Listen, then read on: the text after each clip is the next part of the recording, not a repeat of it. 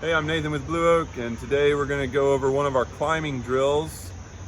We call it drill 1, but what it is a line advancement using a dynamic double rope system or moving rope system. So DDRT or MRS, depending on whatever your organization, whatever term your organization uses.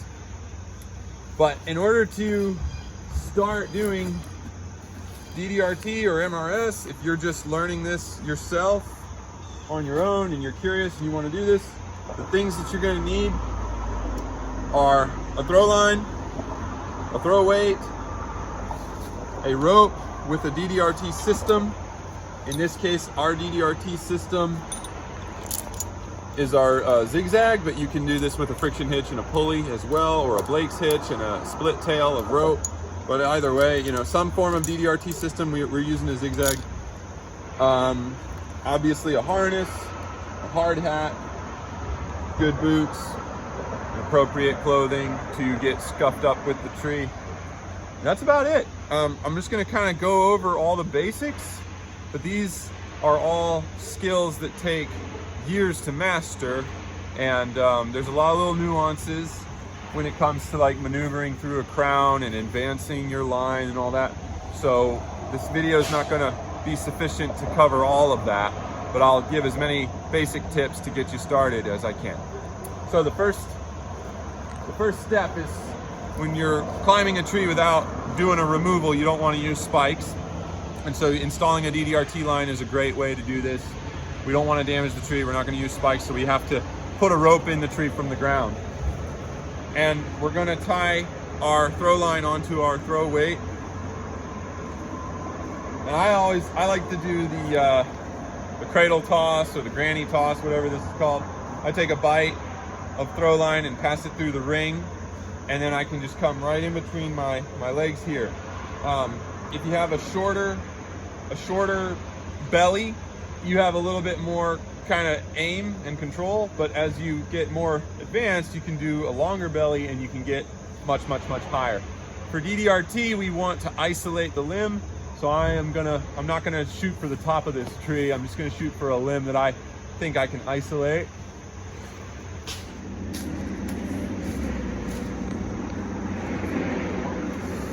Once we've installed our line, the next step is to install some form of cambium saver. Cambium is a layer in the tree that is a meristematic tissue. It's very important for the tree's health, and we want to protect that when we can. It'll also protect your rope from rubbing on the tree crotch. It's a smoother surface here. These are known as ring and rings. I spliced mine to have a carabiner instead of a large ring. But you want a small opening and a large opening. The idea is that the rope will basket hitch through here. Hard to envision it until you see it a few times. So setting it up, start by passing your throw line through the small opening and then tie your throw ball back on, ensuring that your throw ball ring doesn't pass through the ring of your cambium saver, or friction saver is another way of saying it. Okay, pull up your throw line a little ways and then take your larger opening and go through the line on the other side. This is where having a carabiner is really nice. If you have a standard ring and ring, it's just a large closed ring. You have to take your entire throw line and pass it through there. Or you have to start by passing your throw line through here before you even throw into the tree. I don't ever have to worry about that because I use a carabiner here. Anyway, once it's set up like this, as I pull it up, it'll route over the crotch and it'll thread that line through the basket hitched cambium saver, and then I can pull my rope through.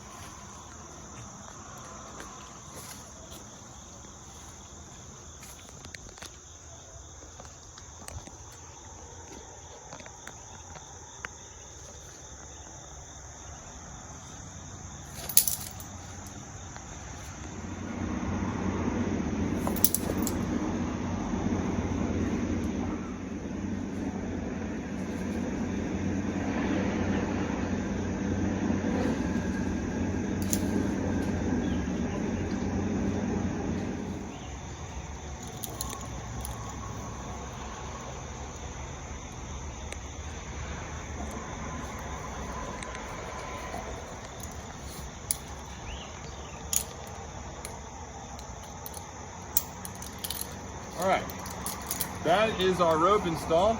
We've got our DDRT set up. As I pull this, the system moves up the rope, and as I collapse the accordion of the zigzag, the system goes down. That's installing the rope. The next part is actually doing the climbing, so we're going to demonstrate some of that. All right, a couple tools that I forgot to mention. When climbing DDRT, it can help to have some grippy gloves on. Really helps hold on to that rope. And another thing you're going to need for safety is a lanyard in addition to your rope. This lanyard is essential for doing your transitions to get around branches. You always have to be hooked in, so when you're untying your rope to get around a branch, you have to, prior to that, hook your lanyard up, weight test it, make sure you're secure, then you can disconnect your rope and go around the branch. I'm going to demonstrate that. This technique is also known as alternating lanyard technique. It's a form of advancing your climbing system up further and further into the canopy. Okay, alternating lanyard technique. The lanyard is obviously your first, one of your lanyards, but the rope itself sort of serves as your second lanyard. This is almost your main, this is always your main point of tie-in, and it sort of serves as a lanyard, and then this one is like the intermediate tie-in to help you keep advancing your main tie-in. Okay, so we've got everything set up. One more thing I'll mention, it can be very helpful to carry a throw ball with you and just put it on your line like so. You'll see why in a minute. This isn't absolutely necessary, but it can be extremely helpful for advancing your DDRT system. All right, so with that explained, we're going to hip thrust our way through this difficult section. You could use a ladder to get started, but we're going to demonstrate hip thrusting instead. So I think that's a little more pure. Lay back, put your feet up on the tree, and hip thrust. Okay?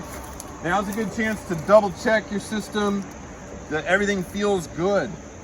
I don't like having this long rope bridge because it takes away some of my pull. It extends my system a little too far for me in this case. So I'm going to actually just come on back down. I'm going to tighten up my rope bridge. I've got a wild country rope man that I can use to tighten up my rope bridge. And I'm going to do this again. Now, some people insist on double man weight testing the limb. The NZ standard is to do that. You can also bounce test your limb by trying to double your weight on that limb before you commit to it. In this case, I've been on this limb, probably 100 times. I know that I'm on a solid limb in this case, but you got to test your tie-in point. Don't commit your life to something that you haven't loaded with at least twice your own weight prior, because if it's going to break, you want to know that on the ground as opposed to halfway up. And they can break as you repeatedly bounce on them. You think it's going to hold you, and then next thing you know, it starts to tear out. So whenever you're in doubt, throw another line, get a bigger crotch, or wrap your lanyard around the trunk as you're going up. That way, if it breaks, at least you've got a secondary tie-in point. There's a lot of ways to mitigate that risk. All right, that's all I'm going to say on it. So we're going to hip thrust, and we're going to pull our slack occasionally. Okay, you don't have to do it all like that. You can pull slack as you go. That's probably a little bit safer to do so. You can pull slack as you go, like that, but it's not quite as quick. So you can go hand over hand for like 3 times, and then just kind of hold it and pull that slack out. One other thing I'll say about climbing, straight arms are happy arms. As I'm pulling my slack, if my arm is straight, my weight is mostly on my skeletal system, and I can pull that slack nice and easy. Okay? Alternatively, if I try to hold my arm like this while I pull that slack, it's tempting to hold your arm like this while you pull that slack, but now all your weight is on your muscle and you're gonna get fatigued much faster. So as much as you can, try to pull your slack on an extended arm, and you can also alternate your arms. This time I'll do it with my left arm.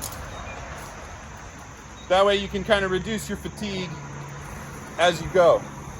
Remember, a DDRT system, we can come down by expanding our loop. We go up by closing our loop. That's how it works.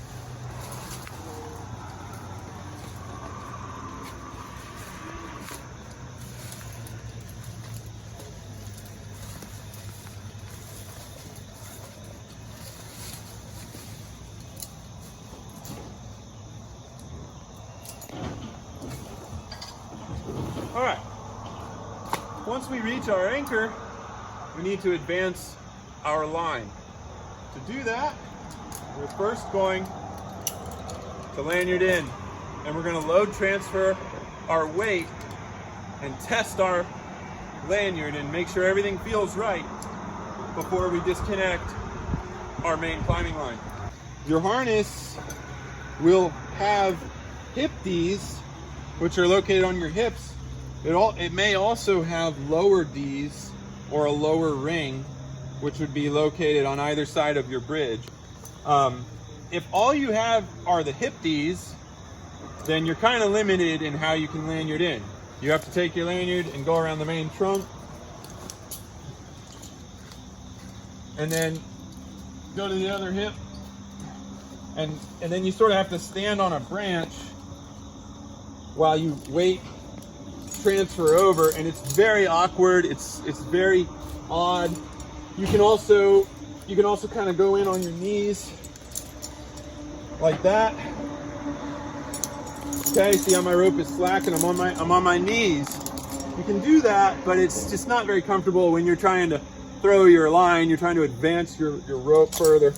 So what I would prefer to do, and what my harness allows me to do, I would say most harnesses today have a set of lower Ds on them as well.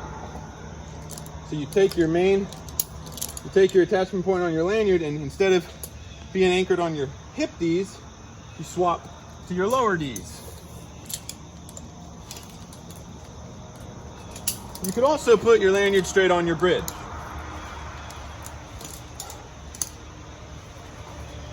Tighten up your lanyard on your lower Ds.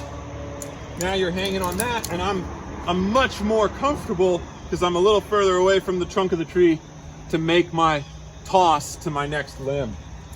Okay, at this point, we're going to retrieve our anchor setup, and I'm not going to try to install this again as I go up. I'm just going to keep taking it with me.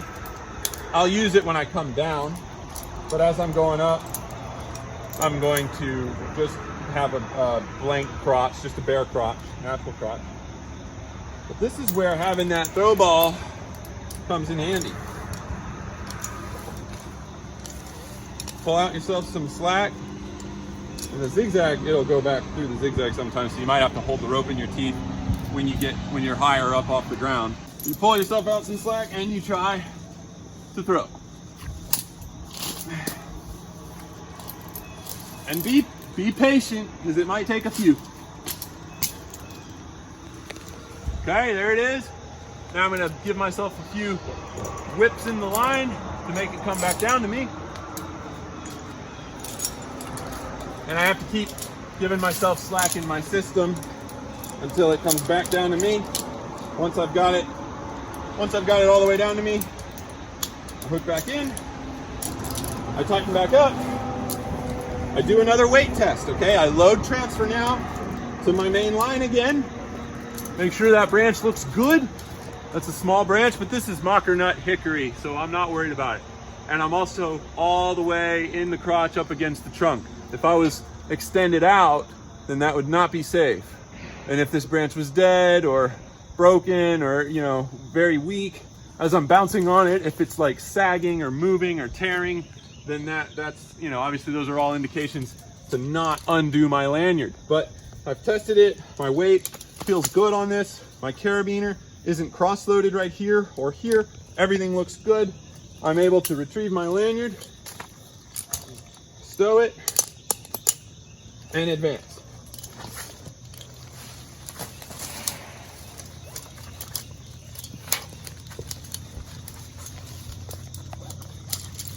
Okay, now that I'm in the crown of the tree, I can start using branches to my advantage.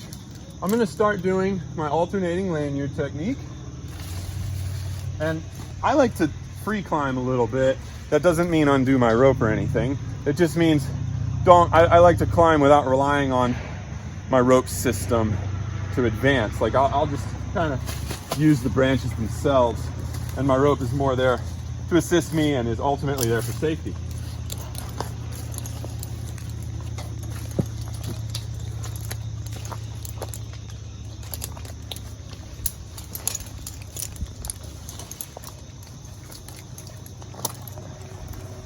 Now, you can see,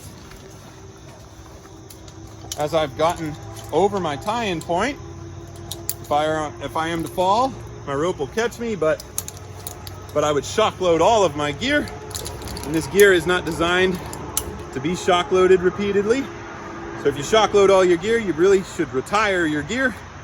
So this technique is good for those of you who feel comfortable, but it could be a costly mistake to shock load your gear, right? You don't want to buy a new harness every day. But I feel really comfortable with my climbing ability to go a little faster, and I can climb above my tie-in point. Once I'm above my tie-in point, I land it in again. All right, that's there for safety. I double check everything. Okay, the book says you should weight this, so let's go ahead and do that. I'll swap into my lower D's and I'll weight test it. Okay, all right, I feel really nice and secure. Now I can undo my climbing line. I'll let you see. I'm gonna swivel my carabiner around so that I don't drop the throw ball. There we go. And I can stand up. And I'm just nice and comfy now. I'm really comfy in this tree. I can pick a new crotch to throw to, or I can just start alternating my lanyard around every preceding limb. I don't have to throw to a very far crotch. I can just go right to this one and then go above that and then undo my lanyard, go to the next one. So we're gonna demonstrate that. Weight test. Unhook my lanyard. Climb.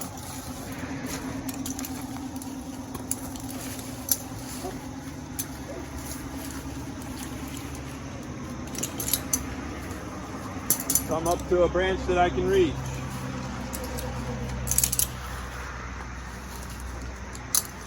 Weight test. Unhook my rope. Climb.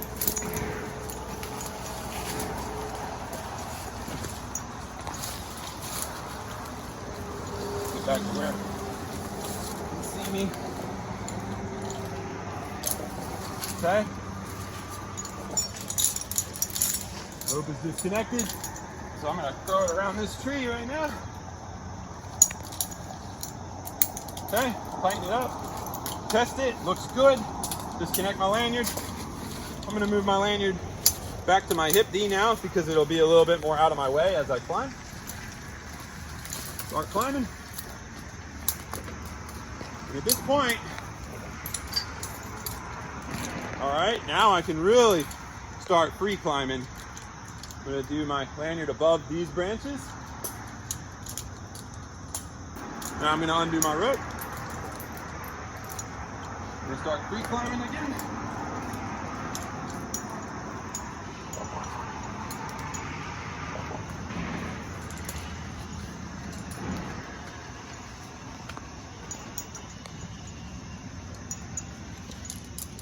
Okay, here's another branch right here.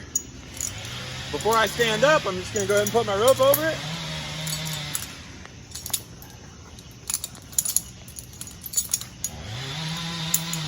I'll disconnect my lanyard. And I'm checking in between every connection. Okay, as we continue to go up our tree, we're running out of areas to free climb. So I'm going to go back to my throw ball technique. Put my lanyard in, test it, disconnect my main line.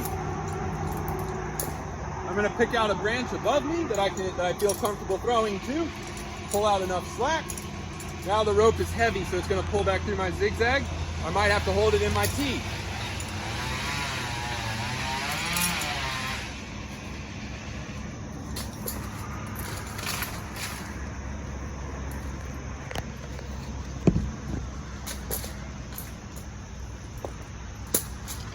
If I throw a couple times and I can't seem to get it, I will change my position and try from a different position and see if that helps.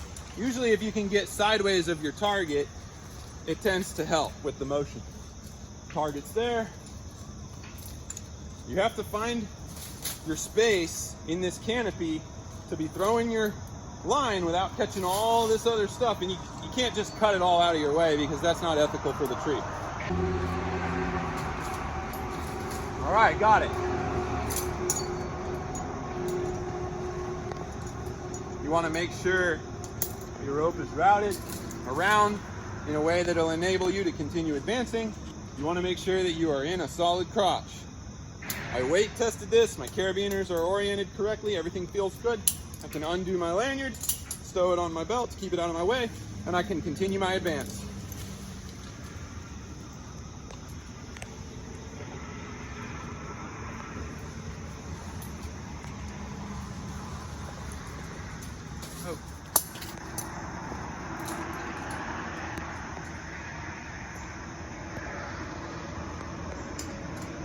So I haven't reached the cowbell yet.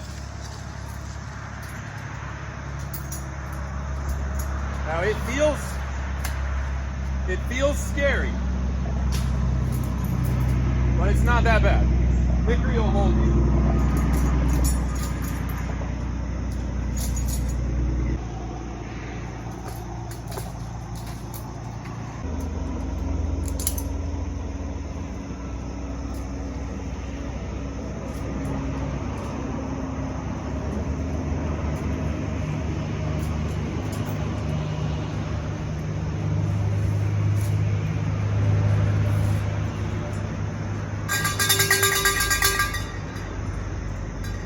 That is the top of drill 1.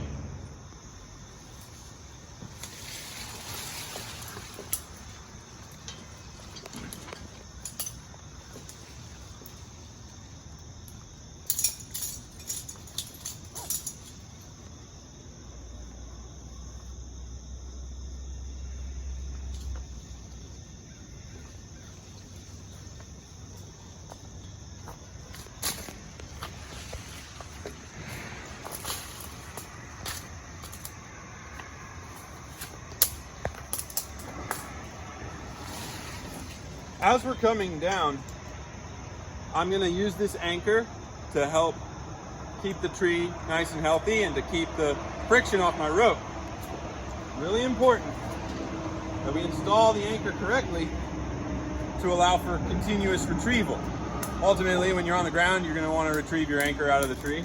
But if your rope's not long enough to reach the bottom, then, you know, you're going to have to intermediately retrieve your anchor, set it in place again halfway, and continue your descent. So we're going to do that right now so that I have no doubt that my rope will reach the bottom. We're going to take our anchor and pick a suitable crotch. This crotch is suitable to hold me.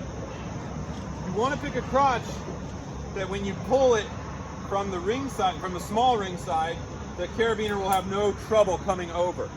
In other words, I wouldn't want to pick like a narrow crotch where the carabiner might get stuck. If the carabiner is going to get stuck, then that's a big problem. You're going to have to install a new line and go retrieve it. So you want to pick a nice open crotch, but of a branch that's still strong enough to support all your weight. Drape your ring and ring over top of it.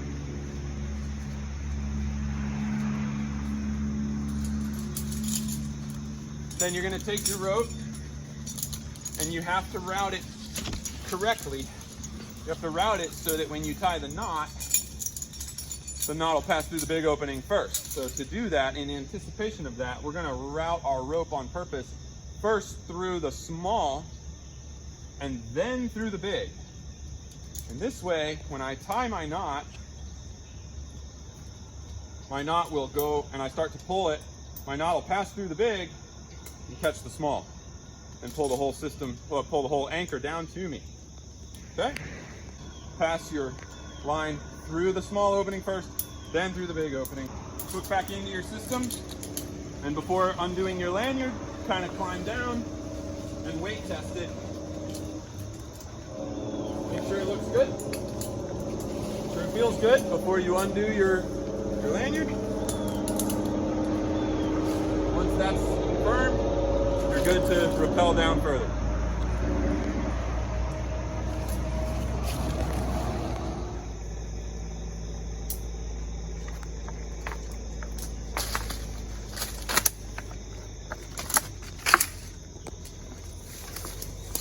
I'm going to stop here at this crotch for just one more demonstration. Let me untie my knot in this rope. And speaking of knots in your rope, I should have said this earlier, I'll say it now. If you have any doubt whatsoever that your rope might not reach the ground, you should always have a stopper knot tied in the tail of your rope. Sometimes we're out on a limb and we're redirecting our line, we're going farther and farther around the tree, and it eats up all our rope. Even though our rope might be long enough to reach the top of the tree and come back down, once we redirect, it eats up a lot of that rope and it changes things. If we decide to start rappelling down and we're not thinking about it, we can rappel off the end of our rope and get seriously hurt or killed. It's happened to a lot of people. That is prevented by tying a knot in the end of your rope. It's called a stopper knot. In my case, I'm just using a double overhand stopper. Yes, it does make it sometimes inconvenient because it could get stuck in like a narrow crotch like that. Yeah, but if you're careful and you're deliberate with how you redirect your rope and how you pull your rope over crotches and stuff like that, it's not that big of an inconvenience, and it could save your life. With that said, I want to show a crotch that I would not use for a ring and ring because of the fact that it could get stuck. This is a more narrow crotch. You can see it's got, I don't know if you can see, but it's got included bark in there. And if I were to drape my ring and ring over this, it might come back to me, but it also might not if the carabiner happens to turn sideways as it's being pulled. If it gets like this, as I'm pulling on it, it can jam, just impossibly so, further and further into the crotch of the tree, and then everybody's pulling on it down below, and no one's able to get it loose. When I'm closer to the anchor, I can maneuver things a lot better. I can pull it out this way and get a better angle and put a twist in it and pull it free. But when you're 40 feet below or 50 or 60, the further below you are, the more straight up and down your line's going to be, the less maneuverability and manipulation power you have on your anchor to pull it loose. So make sure that you pick a good anchor that will be able to be retrieved by a simple pull from straight underneath, okay? That is so important. Whether you're doing an SRT anchor or a DDRT anchor, MRS or SRS, it doesn't matter. Make sure your anchor, think about the fact that you're gonna be pulling this from below. You don't wanna have to install another line and climb back up the tree because you're not able to retrieve your anchor, but it's also not safe to climb on again once you failed to retrieve it, but it's stuck, okay? So in this case, if this was my only crotch to choose, rather than using an anchor, I'm just gonna go natural crotch. And I'm gonna go very, very slow. The reason why I'm gonna go slow, again, is to protect the meristematic tissue of this crotch, this tree branch.